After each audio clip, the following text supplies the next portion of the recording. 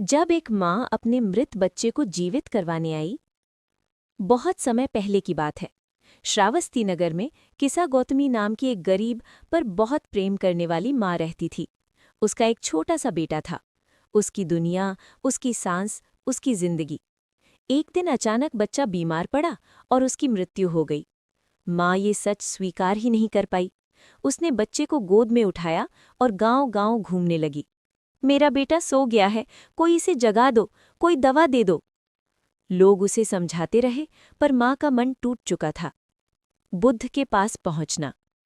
किसी ने कहा, श्रावस्ती में गौतम बुद्ध रहते हैं, वही तुम्हारी मदद कर सकते हैं।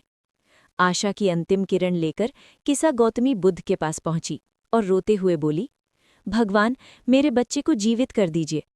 बुद्ध ने उस माँ को दया भरी दृष्टि से देखा और शांत स्वर में कहा, मैं तुम्हारे बच्चे को जीवित कर दूंगा, लेकिन एक शर्त है।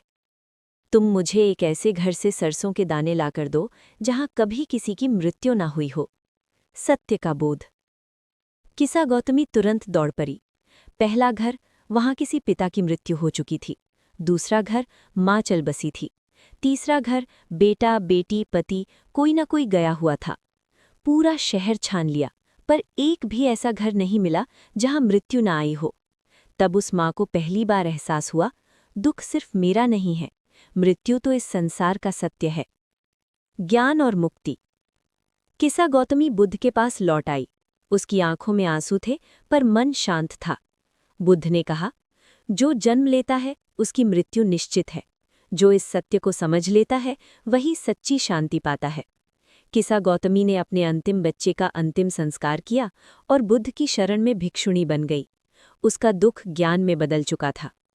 कहानी से सीख। मृत्यु जीवन का अटल सत्य है। दुख सबके जीवन में आता है। सत्य को स्वीकार करना ही शांति का रास्ता है। करुणा और ज्ञान से ही दुख का अंत होता है।